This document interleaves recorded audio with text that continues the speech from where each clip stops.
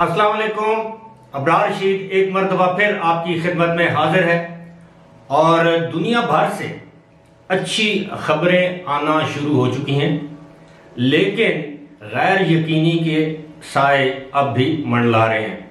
इस पर बात करूंगा।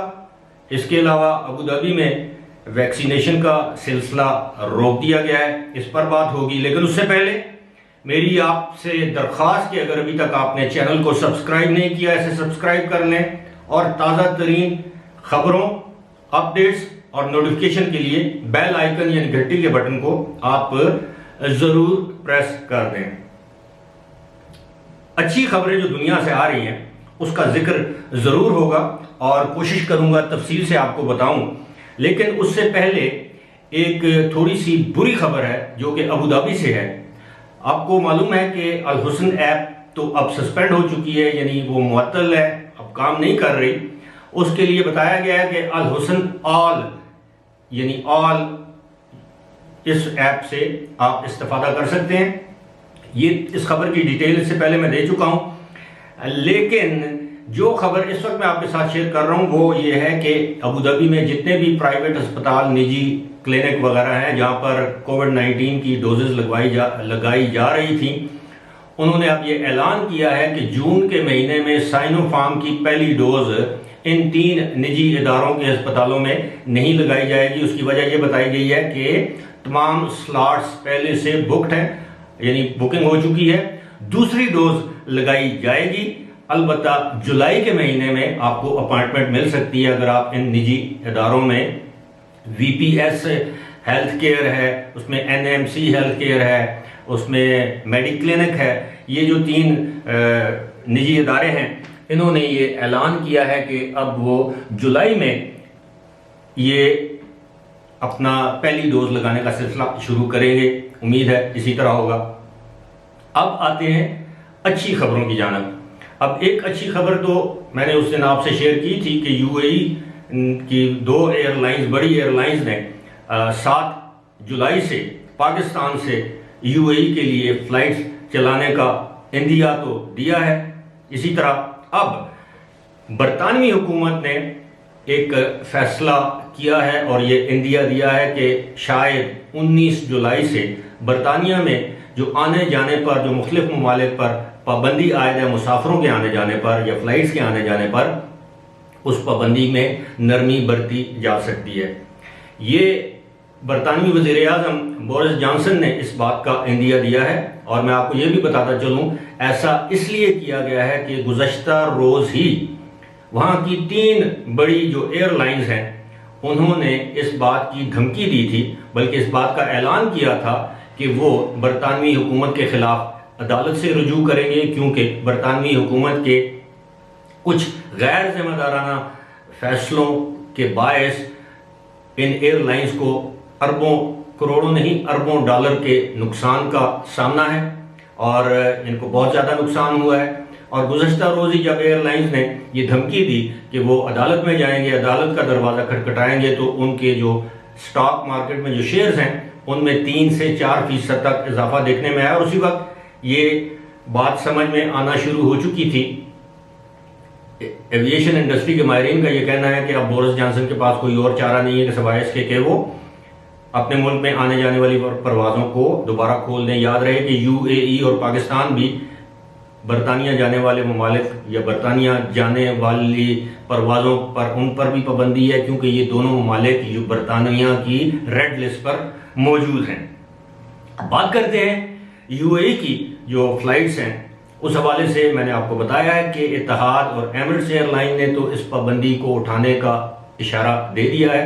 7 जुलाई से बुकिंग भी शुरू हो चुकी है, लेकिन अब कुछ खबरें इस तरह की भी गर्दिश कर रही हैं जो कि मैं ज़ाती तौर पर यह समझता हूं कि ये खबरें अफवाह ही हो सकती हैं। लेकिन यूएई की हुकूमत के बारे में हतमी तौर पर कुछ नहीं कहा जा सकता। खबरें इस तरह की हैं कि शायद ईद उल अजहा की छुट्टियों के बाद तक पाकिस्तान और भारत पर जो फ़ज़ाई सफरी फ़्लाइट्स की जो पाबंदियां हैं इनमें दोबारा तोसी कर दी जाए।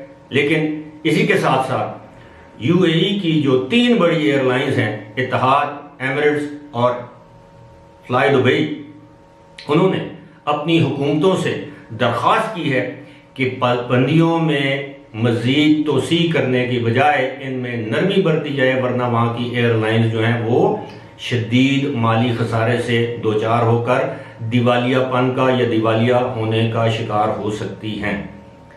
इस हवाले से एमिरेट्स ने गुज़श्ता रोज़ ये ऐलान किया है कि एमिरेट्स इस साल जुलाई के आखिर तक दुनिया के 90% उन ममालिक या उन शहरों में जाना शुरू हो जाएगी जहाँ कोरोना की वबा फैलने से पहले एमिरेट्स की परवाज़ें जाती थी, यानी 90% ऐसे ममालिक हैं। लेकिन जुलाई के आखिर तक ये बताया कि दुनिया के मुख्तलिफ ममालिक मुख्तलिफ शहर फहरिस्त में शामिल हैं। लेकिन जब मैं ये फहरिस्त पढ़ रहा था तो उसमें पाकिस्तान, इंडिया या बांग्लादेश का नाम नहीं था। मुमकिन है इसकी एक बड़ी वजह यह हो कि एयरलाइन ने पहले ही 7 जुलाई से इशारा दे दिया है पाकिस्तान और ख़ास तौर पर भारत से फ़्लाइट्स खोलने का, तो मुमकिन है इसलिए पाकिस्तान और भारत को इस फहरिस्त में या बांग्लादेश को इस फहरिस्त में शामिल ना किया गया हो।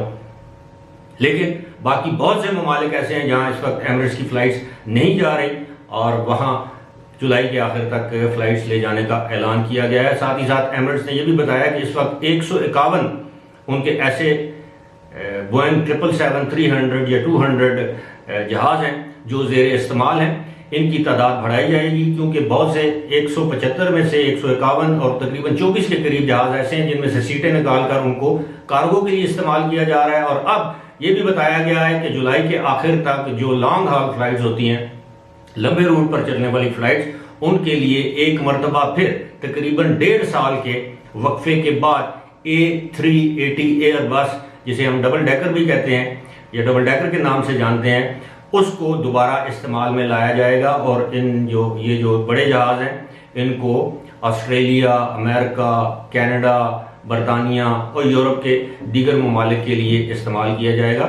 और जो मैं समझता हूँ एक अच्छी खबर है, लेकिन इस हवाले से जो खबरें बाज़ गर्दिश कर रही हैं वो मैं ज़ाती तौर पर उस हवाले से मैं ख़ुद परेशान हूँ कि कहीं ऐसा तो नहीं कि वाकई ईद तक ये पाबंदियां जो हैं वो लगा दी जाएंगी। साथ ही साथ इंडिया के लिए, इंडिया के शहरियों के लिए एक अच्छी खबर की अनाउंसमेंट करता चलूँ कि अब एयर इंडिया एक्सप्रेस जो बजट कैरियर है उसने ऐलान किया है कि फुली वैक्सीनेटेड जो लोग हैं जिन्होंने दोनों डोजेज लगवा रखी हैं, वो अगर मुंबई जाएंगे तो वहाँ पर उनको अब इंस्टीट्यूशनल क्वारंटीन के मरहले से नहीं गुजरना पड़ेगा। इंस्टीट्यूशनल क्वारंटीन ये होती है कि जब आप किसी इदारे में जाकर अपना क्वारंटीन का वक्त पूरा करते हैं, घर में नहीं, किसी अस्पताल में, किसी होटल में या किसी और ऐसी फैसिलिटी में जो ख़ास तौर पर इस मकसद के लिए बनाई गई हो।